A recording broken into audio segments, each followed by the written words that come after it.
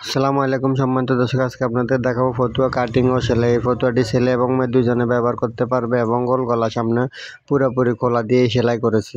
এই ফতুয়াটি সেলাই করার জন্য আমরা সর্বপ্রথম এখানে যে সামনে খোলা প্লেট হবে, এই প্লেটের জন্য আমরা এক স্কেল মানে 1 ইঞ্চি 2 সুতা পরিমাণ আমাদের স্কেলটা থাকে, আমরা এভাবে সর্বপ্রথম একটা দাগ বসিয়ে দেবো। এটা হচ্ছে আমাদের সামনে পাটের জন্য। তারপর আমাদের নিচের যে অর্ডারের জন্য আমরা 1 ইঞ্চি উপরে আরও একটা দাগ বসিয়ে দেবো। তো এখন আমাদের লাম্বার যে মাপটা আমরা ওটা দেবো। আমি এখানে 20 ইঞ্চি দিচ্ছি, আপনারা আরও বড় ছোটো দিতে পারেন বাচ্চার মাপ অনুসারে। 20 ইঞ্চি দেওয়ার পর আমি এখানে মোড়ার জন্য দিলাম 5.5 ইঞ্চি। এখন আমরা স্কেলের সাহায্যে আমরা সোজা সোজা দাগগুলো বসিয়ে দেবো। একটা হচ্ছে লাম্বার জন্য আর একটা হচ্ছে আমাদের মোহরার জন্য। তো এই মাপটা হয়ে যাওয়ার পর আমাদের গলার ডিপের জন্য আমি দিচ্ছি 2 ইঞ্চি 200 পরিমাণ। তারপরে আমি কাঁধের জন্য এখানে দিচ্ছি আরও 3 ইঞ্চি। তারপর বডির জন্য আমি এখানে 6.5 ইঞ্চি দিচ্ছি, কোমর দিচ্ছি 6, এখানে আমি 6.5 ইঞ্চি দিচ্ছি 5 থেকে 6 বছরের বাচ্চার জন্য। তারপর এভাবে মোহরার সোজা দাগটা বসিয়ে দেব এবং আমরা এখানে হালকা একটু শেপ দিয়ে দিয়েছি কোমরে, যার কারণে আমরা কোমরে 1/2 ইঞ্চি ছোটো দিয়েছি। তারপর আমরা মোহরা শেপটা বসিয়ে দেবো। এটা হচ্ছে আমাদের সেলাইয়ের মার্জিনের জন্য। এখন আমরা নিচের বর্ডারটা আমরা শার্টের যে দাগ আছে ওটার মতো রাউন্ড করে দিয়েছি। এখন এটাকে আমরা এভাবে একটা ভাঁজ বসিয়ে দেব। কাঁধে ডাউনটার জন্য আমি এখানে 1/2 ইঞ্চি পরিমাণ একটা দাগ বসিয়ে দেব। এই দাগটা হয়ে যাওয়ার পর এবার ভালোভাবে নখ দিয়ে ঘষা দিয়ে দেব। তারপর আমাদের গলার যে পাশটা আমরা ওইটা দিয়ে একটা দাগ বসিয়ে দেবো 2 ইঞ্চি 200 পরিমাণ। তারপর আমি গলার জন্য ডিপের জন্য আমি এখানে দিলাম 4 ইঞ্চি দিয়ে দেবো। তারপর এভাবে গোল রাউন্ড শেপ দিয়ে আমরা এভাবে যেভাবে দাগ দিয়েছি ঠিক দাগে দাগে আমরা কাটিংটা করে নেব। ঠিক আছে, তো এখন আমাদের এটা সম্পূর্ণ সামনে খোলা এবং সেলাইয়ের জন্য আমরা পাশে 1/2 ইঞ্চি পরিমাণ বাড়তি রেখেছি সেলাই মার্জিনের জন্য। তো দর্শক, আমরা ঠিক এভাবে কাটিংটা করে দেওয়ার পর নিচের যে অংশটা আছে আমরা ওটা শার্টের মতো রাউন্ড করে কাটিং করে নেব। এখন আমাদের এই কাপড়টাকে আমরা এভাবে ঘুরিয়ে নেব। সামনা পাটটা আমরা দিব খোলা এবং আমাদের যে অংশটা আছে এই পাশে এটা হচ্ছে আমাদের আটকানো অংশ আমাদের পাশে থাকবে। তারপর আমরা সুন্দরভাবে এটাকে এভাবে বিছিয়ে নেব, নিয়ে আমরা একটার উপর একটা এভাবে বসিয়ে দেব। ভালোভাবে বসানো হয়ে যাওয়ার পর আমাদের পিছনের গলার জন্য আমি ডিপের জন্য দিচ্ছি 3 ইঞ্চি পরিমাণ। তারপর এভাবে একটা গোল শেপ করে দেব। তারপর আমাদের যে দাগ আছে ঠিক দাগ বরাবর করে আমরা এভাবে কাটিং করে নেব।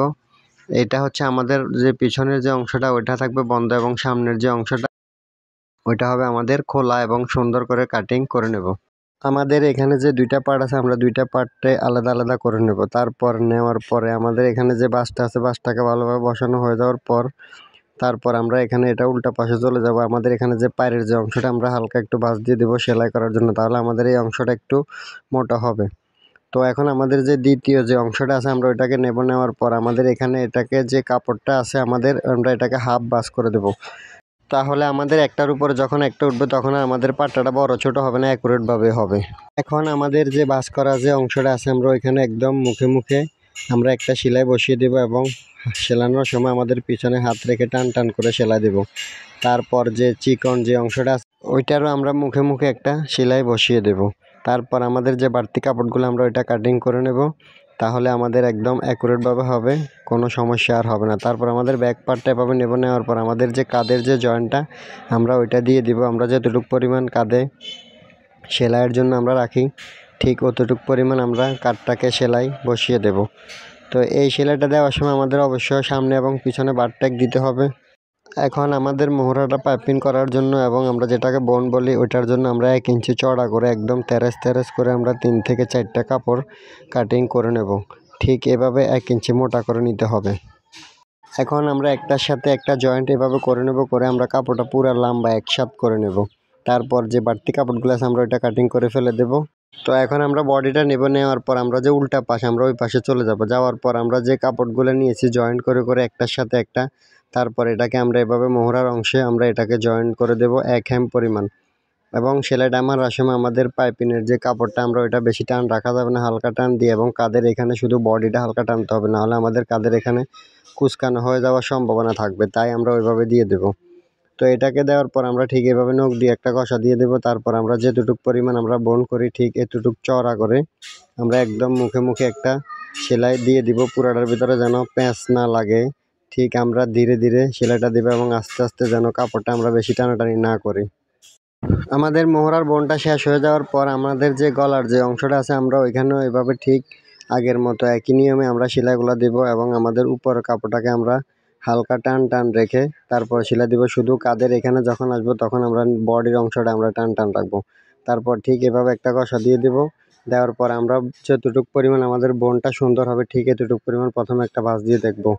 দেখার পর আমরা এইভাবে আমরা সেলাইগুলো দিয়ে যাব সুন্দর করে একই রকম করে। আমরা কোথাও মোটা কোথাও চিকন দিলে হবে না, সব জায়গায় আমরা একই রকম মোটা দিয়ে সেলাইটা দিতে হবে এবং সেলাইটা দেওয়ার সময় আমাদের খুব সুন্দর করে এবং মুখে মুখে দিতে হবে বোনের, তাহলে আমাদের দেখতে অনেক বেশি সুন্দর হবে এবং আয়রন ছাড়াই আমাদের বোনটা সুন্দরভাবে বসে পড়বে। তো ঠিক এভাবে দেবেন এবং এখানে সুন্দর করে একটা বার ট্যাগ দিয়ে দিবেন এবং আমরা দুইটা অংশ আমরা সমান করে নেওয়ার পর আমাদের এখানে বাড়তি যে কাপড়গুলো আছে বোনের আমরা ওইগুলো কাটিং করে ফেলে দেবো। তারপরে আমাদের যে দাগ দিয়েছি ঠিক দাগ বরাবর করে আমরা একটা সেলাই বসিয়ে দেবো এবং উপরে নিচে আমরা সুন্দর করে দুইটা বার ট্যাগ বসিয়ে দেবো। তারপর এভাবে ঘুরিয়ে আমরা নিচ থেকে মিলিয়ে যাব। প্রথমে আমরা বোনের এখানে ভালো করে ধরবো, ধরার পর আমরা নিচের দিকে টান টান করে ধরবো।